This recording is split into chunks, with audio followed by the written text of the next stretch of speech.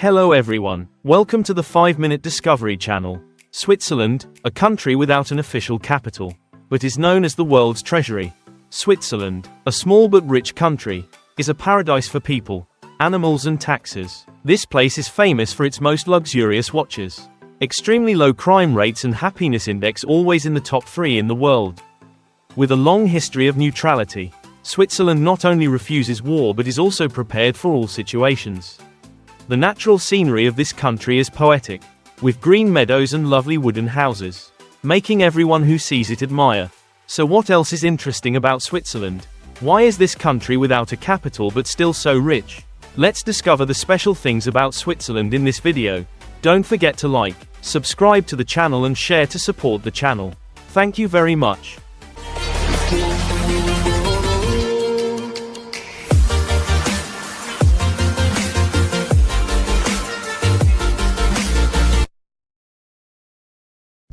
Switzerland, known as the heart of Europe, is the meeting point between the north and south of the continent. To the north, Switzerland borders Germany; to the east, Austria and the Kingdom of Liechtenstein; to the south, Italy; and to the west, France, with an area of 41.285 square kilometers. Switzerland is completely landlocked, similar to our friend Laos. The country is 220 kilometers long from north to south and 350 kilometers wide from east to west. The lowest point is Lake Geneva at 196 meters, while Mount Dufour, the highest peak in Switzerland and also the highest peak in Europe, rises to 4.634 meters above sea level. Switzerland ranks 132nd in the world in terms of area, 67 places lower than Vietnam. Switzerland is divided into 26 states, with the city of Bern as the seat of the federal government. It is one of the most developed countries in the world, with a sky-high per capita wealth index. According to the World Bank, in 2020, Switzerland's GDP per capita by purchasing power parity, PPP, ranked 17th globally. Noted for its transparency in government, civil liberties, and excellent quality of life, Switzerland is also known for its economic competitiveness and human development. Zurich and Geneva are among the world's top cities for quality of life. According to Mercer's 2009 report, Switzerland has a diverse and unique natural environment, with 3 main geographical regions. The south is dominated by majestic high mountains, while the Swiss plateau lies in the center of the country, creating a stunning natural landscape. About 60% of Switzerland is covered by the Alps, which are home to many high valleys and hundreds of glaciers. The total area of glaciers here is up to 1.063 square kilometers, with the Aletsch Glacier, the longest in Europe, stretching over 23 kilometers. It is also the source of several major rivers, such as the Rhone, Durance and Rhine, which flow in 4 different directions across Europe. Switzerland's hydrological network is extremely rich, with more than 1.500 lakes and accounts for 6% of the continent's freshwater resources. Lakes such as Geneva, Zurich, and Lucerne are not only attractive tourist destinations but also play an important role in the ecosystem. The Rhone River, which flows from Switzerland to the Mediterranean, and the Rhine River, which flows into the North Sea, are only about 22 kilometers apart, creating a unique connection between the 2 large basins. In the Alps, Switzerland boasts 48 mountains over 4.000 meters high, with Dufour topping the list at 4.634 meters. This is an ideal place for those who are passionate about exploring and conquering nature. The Lauterbrunnen Valley, with its 72 spectacular waterfalls, offers a picturesque beauty, along with the lush green valleys of the canton of Graubünden, home to the 4.049 meters Piz Bernina. The northern part of Switzerland, which accounts for about 30% of the area, is known as the Swiss Plateau. This area is characterized by open landscapes, green hills, and vast grasslands, which are often used for cattle ranching and vegetable growing. It is also home to many major cities and the largest lake, harmoniously combining nature and urban life. Switzerland's climate is extremely varied thanks to its central location in Europe, where many different climate zones meet, with 4 distinct seasons. The country is a country of microclimates, where the weather can vary from Siberian cold to Mediterranean mildness. The Alps not only create a majestic landscape, but also play an important role in dividing the climate between the northern and southern regions of Switzerland. Overall, Switzerland's climate is temperate, but there are large regional variations. From the icy peaks to the warm, Mediterranean-like climate of the southern Cape, where cold hardy palm trees grow. Summers are generally warm and humid, with periodic rains, which are ideal for lush pastures and livestock. In contrast, winters in the mountains are generally drier and can be long and frosty. In the lowlands, the weather tends to be inverted, resulting in weeks without sunshine. The Swiss climate not only brings diversity to nature, but also creates unique experiences in everyday life. Whether you love warm summers or snowy winters, Switzerland has something special for you. According to the latest figures from the United Nations in January 2023, the current population of Switzerland is 8.801.887 people, equivalent to the population of the capital Hanoi. Switzerland accounts for about 0.11% of the global population and ranks 101st in the list of countries and territories with the highest population density. Switzerland's population density is 223 people per square kilometre. A fairly ideal ratio for population distribution in Europe. The majority of the population, about 74.14%, live in urban areas, equivalent to about 6 million people. Switzerland is distinguished by 4 official languages: German, French, Italian, and Romansh. German is the most dominant, while French is used mainly in the west, Italian in the south, and Romansh, a Latin language, is spoken in some small areas in the canton of Graubünden.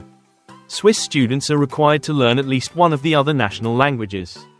So many people are bilingual, especially among linguistic minorities. Switzerland is also a country with a diverse religious culture.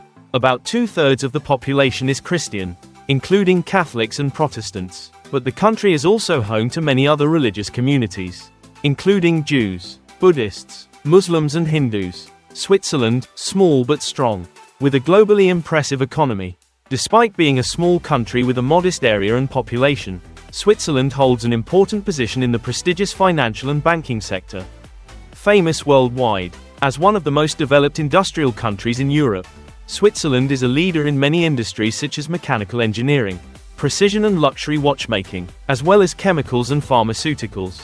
Sectors such as finance, banking, tourism and insurance also contribute significantly to the national economy.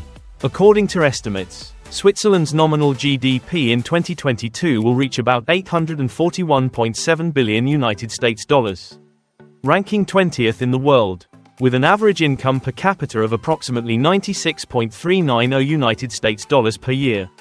Switzerland ranks 6th globally. For comparison, a young Vietnamese person has to work hard from the age of 20 to 41 to earn the same amount of money. Indeed, you don't have to work to eat. In terms of currency, Switzerland uses the franc. At the beginning of 2023, 1 Swiss franc was worth $1.08 US, or about 25.568 Vietnamese dong. In addition, the Swiss economy is considered one of the most stable in the world, thanks to its long-standing monetary security policy and banking secrecy. Although not a member of the European Union, Switzerland still plays well with other countries in the region, proving that independence does not reduce the economic strength of this country. Switzerland, a small country, but brings great lessons in development and stability. Switzerland is not only famous for its beautiful natural scenery but also known as one of the most reliable treasury in the world. With a stable economy and strict monetary security policy, Switzerland has become a place to store wealth for the world's super rich. What makes tycoons trust Swiss banks?